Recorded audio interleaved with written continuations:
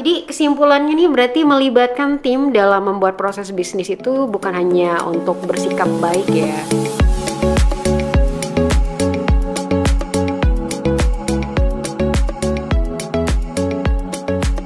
Halo sahabat Sarastia, selamat datang kembali di Sarastia Talks, tempat kita ngobrol santai tapi mendalam tentang cara membangun bisnis dan tim yang unggul di era cuan. Saya Miss Ria dan hari ini kita akan membedah sebuah pertanyaan yang kelihatannya sederhana tapi dampaknya luar biasa nih bagi kesehatan organisasi. Bersama kita seperti biasa telah hadir pakar proses dan pengembangan organisasi dari SAI, Miss Elvira. Apa kabar Miss El? Alhamdulillah baik banget Miss Ria. Topik ini favorit banget nih buat saya. Nah, saya juga antusias banget sih, to be honest, Miss El. Jadi Miss El kan banyak sekali nih ya manajer atau pemimpin dengan niat baik nih tentunya nih, ingin memperbaiki proses di timnya. Biasanya mereka akan rapat nih dengan sesama manajer, mungkin dengan konsultan juga, lalu merancang sebuah alur kerja baru yang menurut mereka itu sempurna gitu. Setelah itu mereka turun nih ke tim dan mungkin mendeliver gitu. Ada yang berkata, ini proses baru kita, tolong jalankan ya. Kan pendekatannya top down gitu ya. Tapi ini tuh sering gagal total gitu Miss El di lapangannya. Itu kenapa sih Miss El? Ya, jadi yang Miss Ria sebutin tadi tuh sama kayak dari Menara Gading gitu ya Wih. bilangnya gitu.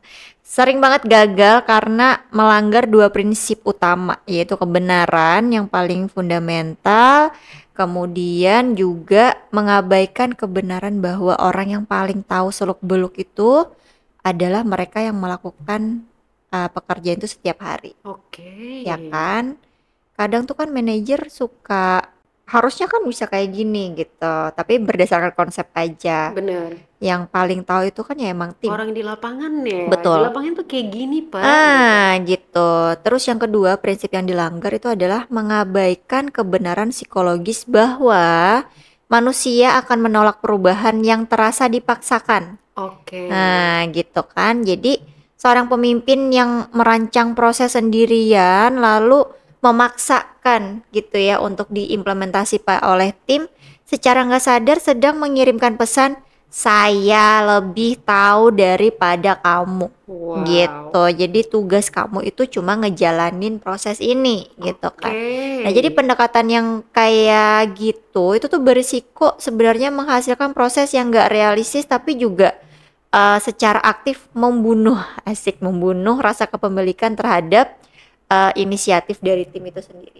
Wow, jadi ini sebenarnya bukan hanya soal teknis prosesnya ya, tapi justru lebih ke soal psikologis dan rasa kepemilikannya tadi nih ya.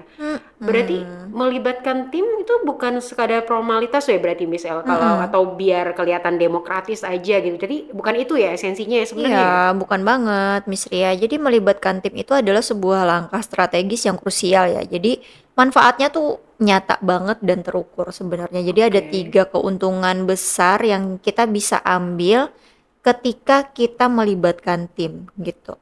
Yang pertama adalah kualitas proses yang jauh lebih baik. Jadi karena tim di lapangan itu kan memang yang paling tahu gitu ya Bener, terhadap prosesnya, atau kita bisa bilang detektif terbaik gitu untuk menemukan masalah.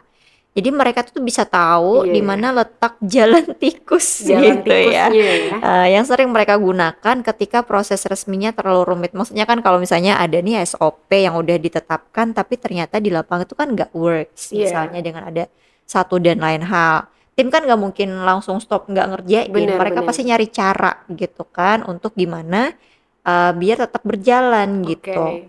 Jadi mereka tuh tahu di mana letak yang mungkin sering terjadi miskomunikasi antar staff kayak gitu ya. Terus mereka juga tahu formulir mana yang isiannya membingungkan, atau Oke. mereka juga tahu hal-hal yang mungkin tidak tertulis gitu di SOP gitu. Jadi mengabaikan insight dari tim Iya. itu sama aja dengan seorang dokter yang mencoba mendiagnosis penyakit tanpa pernah bertanya pada pasien. Langsung gitu. kasih obat aja gitu Iya, gitu.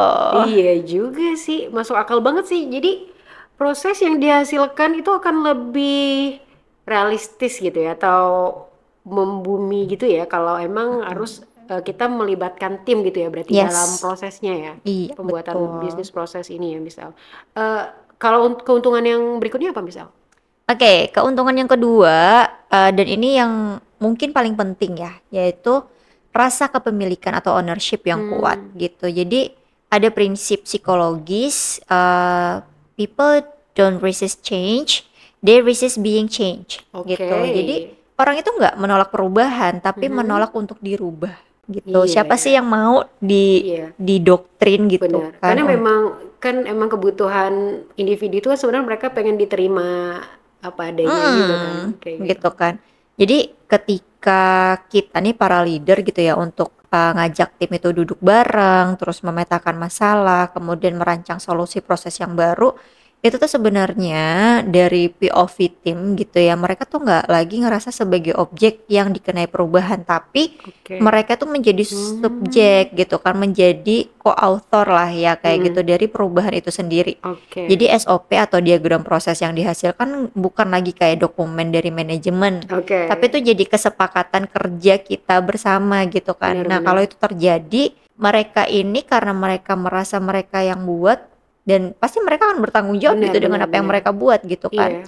Jadi aku nih pernah gitu kan punya satu cerita lah ya gitu. Jadi ada satu tim yang tadinya tuh paling resisten terhadap satu hal yang baru gitu, proses yang Oke. baru. Tapi setelah difasilitasi gitu kan, di mana tim itu sendiri yang merancang alur kerjanya, Mhm. justru leader tim itu gitu loh yang paling bersemangat untuk mengingatkan anggota timnya Oke. gitu.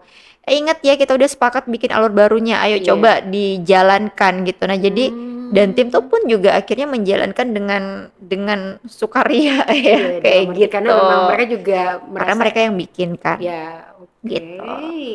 Wow, luar biasa banget ya. Jadi kita tuh sebenarnya bisa ya mengubah potensi penentangan ini tuh justru menjadi pendukung terbesar justru ya. Mhm, gitu. Apalagi kalau untuk keuntungan yang berikutnya nih, misal. Oke, yang ketiga itu akselerasi adopsi dan pengurangan resistensi, gitu.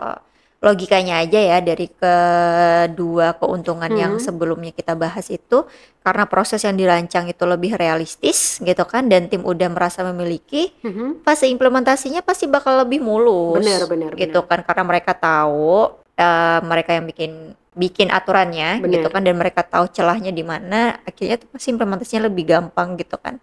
Jadi proses manajemen perubahan atau change management itu nggak lagi dimulai setelah prosesnya jadi gitu, tapi Hmm. dimulai itu sejak hari pertama leader itu ngajak tim berdiskusi Oh, gitu. dari Jadi, inisiasinya itu ya. betul. Jadi nggak perlu lagi ngehabisin waktu kayak menjual ide atau Hmm. bingung karena resisten gitu ya, karena Hmm. mereka tuh udah dari awal tuh udah bersatu padu gitu dengan perubahan prosesnya.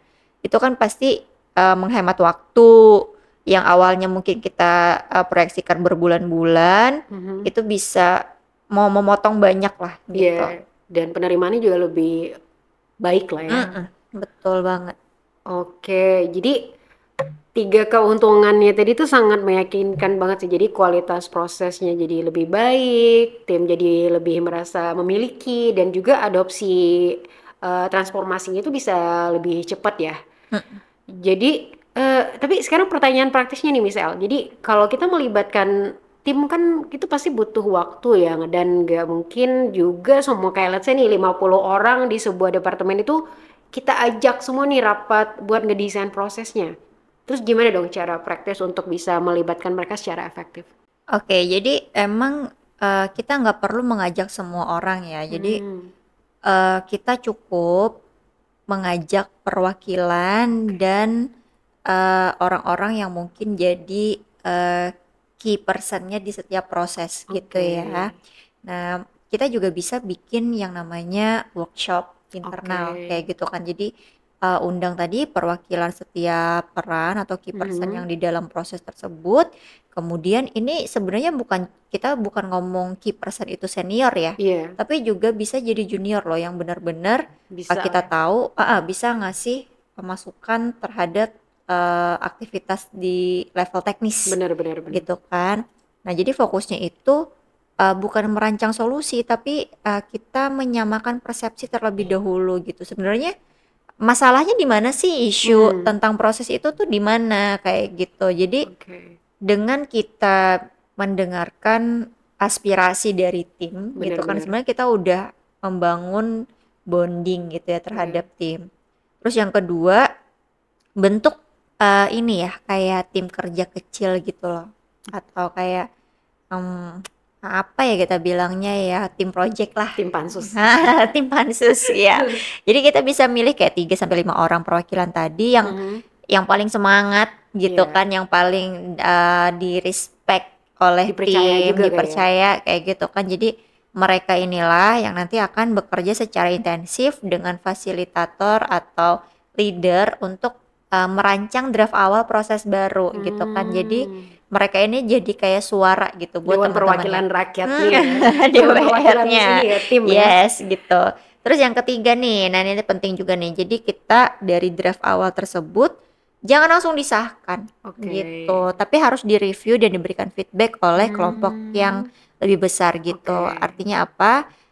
Tim itu bisa memulai dengan mempresentasikan draft yang awal tadi. Oke. Nah, ini adalah hasil diskusi kita nih gitu. Hmm. Ada masukan nggak gitu kan? Atau ada yang kurang nggak gitu kan? Nah, Hmm. ini sebenarnya sedang mengajarkan bahwa leader dan tim tadi itu menghargai kebijaksanaan dan kecerdasan kolektif Oke. kayak gitu. Jadi kita memberikan ruang untuk semua individu itu bisa berkontribusi. Oke, Tuh. jadi dengan perwakilannya setelah itu dibawa ke publik ya, secara umum ya untuk Mm-mm. bisa memberikan feedback ya, seperti itu ya. Yes. Oke, nah dengan cara itu kan semua orang merasa suaranya terwakili ya, Mm-mm. meskipun tidak ikut semua sih di setiap rapat gitu ya, Miss ya. Mm-mm. Ini keren banget sih, berarti kan kunci dari semua ini adalah kemampuan sang pemimpin untuk menjadi fasilitator yang baik ya, berarti ya. Ya, betul banget. Jadi leader itu nggak berperan sebagai yang paling tahu Si gitu paling tahu ya. atau yang paling bisa gitu ya. Mhm. Tapi leader ini berperan sebagai fasilitator gitu yang bisa Hmm. memberikan pertanyaan yang tepat, terus mendengarkan dengan empati, terus membantu timnya untuk menemukan jawaban terbaik gitu ya buat solusinya kayak gitu. Nah, jadi ini kan merubah ya atau menggeser, kalau zaman dulu sering banget kita punya pemimpin yang otoriter, Benar. nah sekarang itu pemimpin yang memiliki empati dan memfasilitasi gitu. Oke. Jadi bukan tukang nyuruh-nyuruh, justru melayani ya dalam arti ya. Betul banget, Miss. Oke. Wow, luar biasa banget. Jadi kesimpulannya nih berarti melibatkan tim dalam membuat proses bisnis itu bukan hanya untuk bersikap baik ya, atau pura-pura baik, tapi ini adalah sebuah keharusan strategis karena untuk menciptakan proses yang berkualitas dan dimiliki oleh tim dan agar bisa diadopsi dengan cepat, ini itu penting banget gitu kita untuk melibatkan tim ini dalam pembuatannya, baik itu dengan perwakilan dan nanti juga di floor secara umum ke semua pihak gitu dan menerima feedbacknya secara terbuka. Wah, ini makasih banget Miss El untuk wawasannya yang sangat praktis ini ya. Jadi kebijaksanaan kolektif. Jadi tadi Miss El ada bilang kebijaksanaan kolektif dan saya suka sekali banget dengan kebijaksanaan kolektif ini. Jadi sobat Sarastia, bagi Anda para manajer dan pemimpin yang ingin naik kelas nih, yang ingin berhenti menjadi pembuat aturan dan mulai menjadi fasilitator keunggulan. Tentu Anda butuh keterampilan praktis untuk melakukan ini. Bagaimana cara memfasilitasi workshop proses? Bagaimana cara memetakan semua masukan dari tim menjadi sebuah diagram proses yang standar dan profesional menggunakan BPMN? Jadi, semua teknik ini dari yang paling dasar hingga yang paling canggih akan dikupas tuntas dalam program pelatihan unggulan kami, yaitu kelas BPMN Development. Jadi, ini adalah kelas di mana Anda akan belajar menjadi arsitek sekaligus fasilitator proses yang handal. Jadi kunjungi website kami di sarastia.com sekarang juga untuk melihat silabus lengkap dan mendaftar di jadwal yang terdekat. Sekali lagi terima kasih banyak Miss Elvira dan terima kasih juga untuk Sobat Sarastia yang telah mendengarkan. Saya Miss Ria, sampai jumpa di episode Sarastia Talk berikutnya. Bye-bye.